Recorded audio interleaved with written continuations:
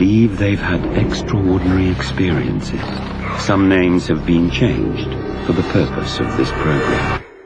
When Jim and Joanne Whitley transformed an old farm into a thriving equestrian center, they thought they had achieved their dream.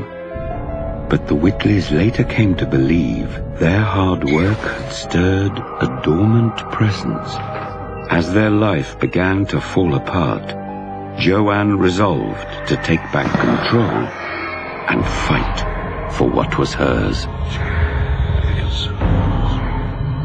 Between the world we see and the things we fear, there is a world of possibility.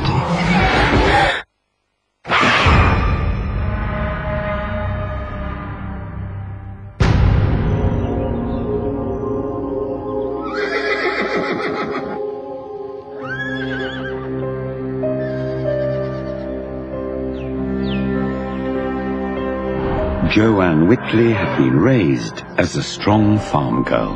I'm an honest, hard-working person. If there was a problem, she fixed it herself. I started working on farms when I was 9, and basically I knew as a child that's what I wanted to do with my life. Her husband, Jim, was cut from the same self-reliant cloth. It was an attitude they also instilled in their son, David. We're gonna need you on this one, buddy.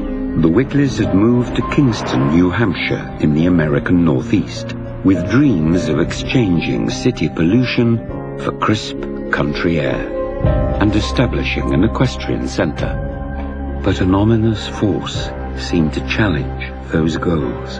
And now Joanne was fighting not just to preserve her family's dreams, but their lives.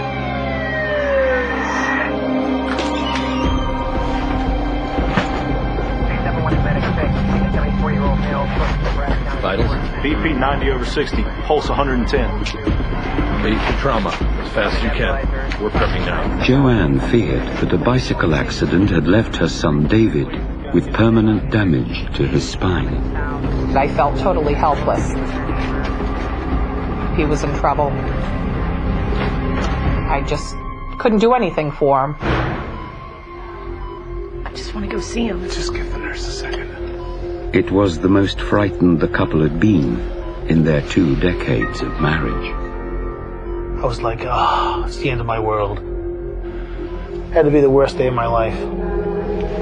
Here's what's going on. This line right here, he has a fractured vertebrae. He's gonna be okay. Probably. It's lucky it didn't cut into his spinal cord. Doctor? Joanne had no doubt that David's injury was the latest event in her family's ongoing battle with the supernatural. It's our son. I didn't know what could happen next. Somebody could die from this. Jim was not so sure. It's just an accident. I was really scared, but I didn't know if that was just a bad string of luck or there was something else going on. Nobody's life is like this. I've got to do something. There's nothing else we can do. I'll find a way. With my son breaking his back, I had had enough. I need to do something. And I need to do something fast.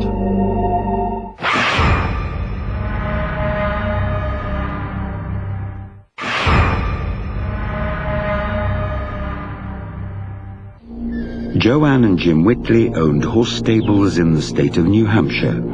For some time, Joanne had been certain that a negative presence was besetting her property and her family. Most recently, her son David had sustained injuries from an unexplained bicycle accident. Joanne had sought logical explanations for the string of occurrences, but to her, the activity defied logic. Desperate to achieve peace, Joanne contacted a woman whom she'd been told had the ability to clear energy. Hello, my name is Joanne Whitley. I understand you might be able to help me cleanse my property. Sue Bernier practiced Shambhala. Practitioners of the discipline believe that it balances residual energy which has transcended time. Everything is comprised of energy. Our thoughts have energy. Our words carry energy. Sue had heard many stories like Joanne's. What sort of things? People call it poltergeist, demons, spirits. According to Sue, they each had the same effect. Negative energy will start to take you over. The stronger the force, the bigger the incident. You've suffered a lot. And those are just some of the things that have been happening. I started seeing her property. I started feeling nauseated and shortness of breath, which typically signals there is a negative energy. Do you think you can help? Well, I can try. What exactly does that involve? I heard the despair in Joanne's voice. And I knew I was in for more than your typical clearing. And the symbols of Shambhala to help them ascend. How soon could you come over? I can be there tomorrow. I didn't want to get my hopes up, and I was a little skeptical. Oh, I didn't know if she could help us. Nobody's been able to help us before.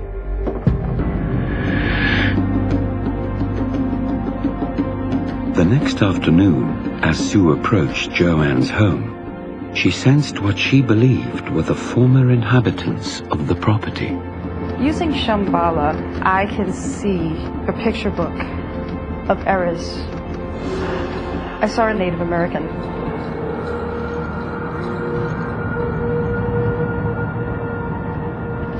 I saw kids playing.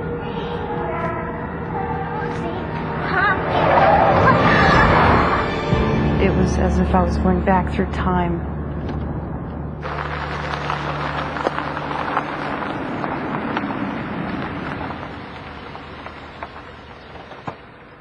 I hear the people. I feel the people, what moods they were in, how they died.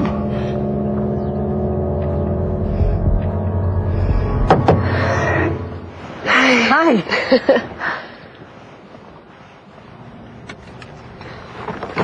Hi, I'm Joanne. Thanks for coming out. Hi, nice to meet you. Wow, you have a really interesting property. Well, we've done a lot of work. It was in terrible shape when we first saw it. Joanne recounted to Sue her family's history at the property.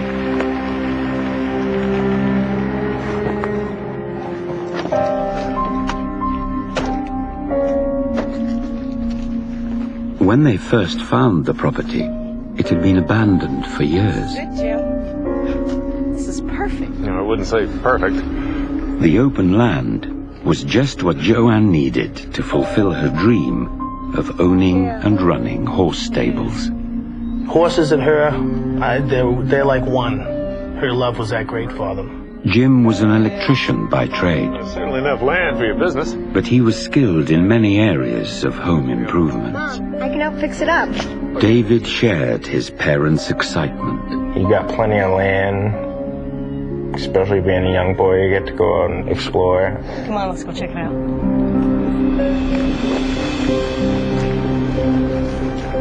It was a mess, but we knew we could turn it around and make it a beautiful home.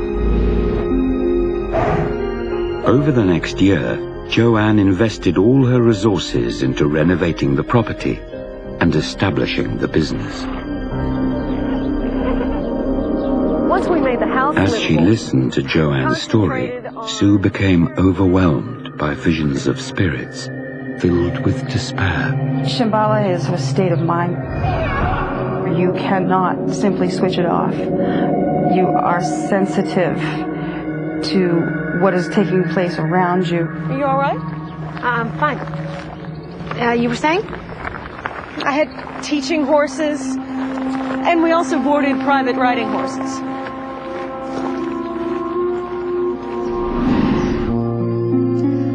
Finally, Joanne was ready to recruit lodgers and students.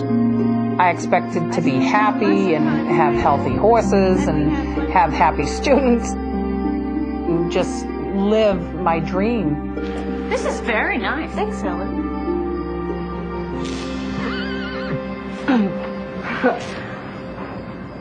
It's a little wiring problem. We'll get it fixed.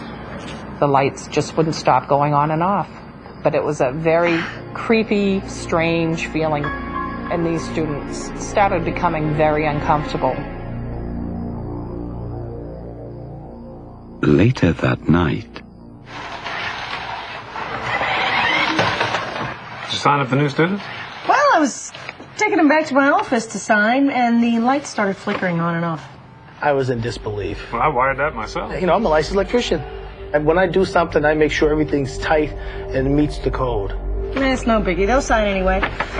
But even when the lights are on, it's pretty dim in there. You'll want to add some more lights. I'll check the wiring before I go to work tomorrow. The new lights are going to have to wait. Fine.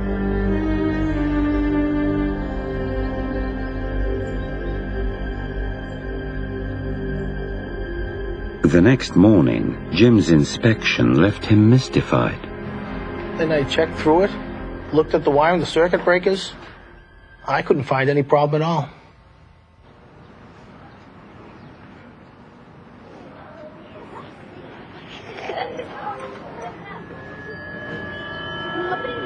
And it sounded like there was some children out there playing. I didn't see anybody.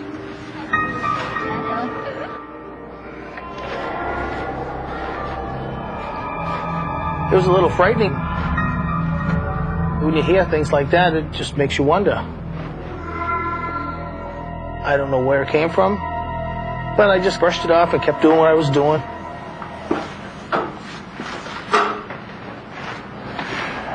Fix it? There's nothing to fix. There's got to be something wrong. No, there's nothing. Must have been a fluke. Now I've got to get to work.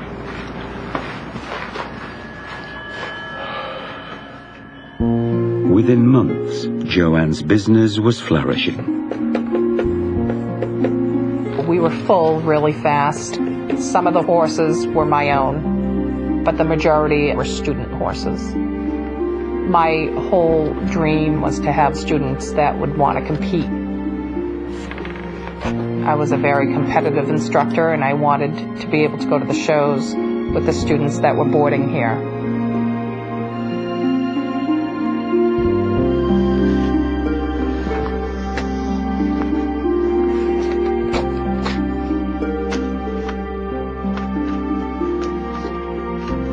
To gain